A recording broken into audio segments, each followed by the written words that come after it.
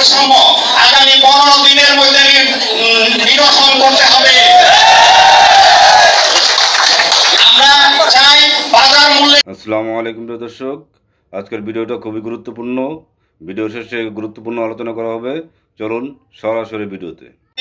গণভবন ও বঙ্গভবনের কর্মচারীদের ন্যায় অন্যান্য দপ্তরের কর্মচারীদের পদোন্নতি ও বেতন বৈষম্য আগামী 15 দিনের মধ্যে নিরসন করতে হবে। আমরা চাই বাজার মূল্যের সাথে সঙ্গতি রেখে বেতন নির্ধারণের জন্য কর্মচারী প্রতিনিধির সমন্বয়ে অনতি বিলম্বে বৈষম্যমুক্ত নবম পে কমিশন গঠন করতে হবে।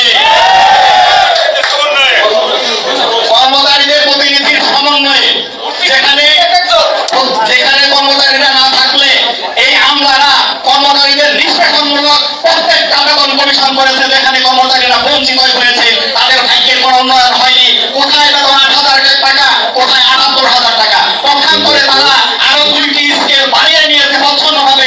তারা এই 20টি স্কেলের মধ্যে এই 2টি অন্তর্ভুক্ত করেনি। আমরা আরেকটি ব্যাপার বলতে চাই, যে সকল কর্মচারী ভাইদের বাৎসরিক বেতন বৃদ্ধি শেষ ধাপে পৌঁছে গেছে। অনেকে আছে 10-12 বছর চাকরি থাকার পরেও তাদের বেতন বৃদ্ধি পাচ্ছে না। আমরা আজকে মাননীয় প্রধান অতিথির কাছে ঘোষণা চাই, যে সকল কর্মচারীর বাৎসরিক বেতন বৃদ্ধি শেষ ধাপে পৌঁছে গেছে তাদেরকে স্বয়ংক্রিয়ভাবে উচ্চতর গ্রেডের সংশ্লিষ্ট ধাপকে, যদিও আমরা আসলে সময় সংকীর্ণতার কারণে অনেক কথাই বলার ছিল, বলতে পারছি না।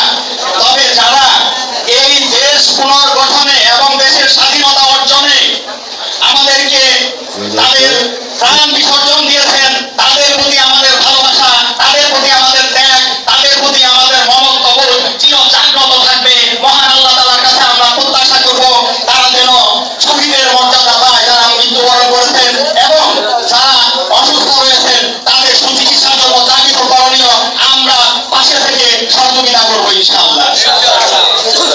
বন্যা দুর্গত এলাকায় আমাদের সংগঠনের পক্ষ থেকে বিভিন্ন সময়ে বিভিন্ন সহযোগিতা করে আসছে। আমরা আমাদের সহযোগিতা অব্যাহত রাখবো। যদি আমাদের ভিডিওটা ভালো লাগে প্লিজ কমেন্ট করে আপনাদের মতামত জানাবেন। প্রত্যেকে ভালো থাকবেন। আল্লাহ হাফেজ।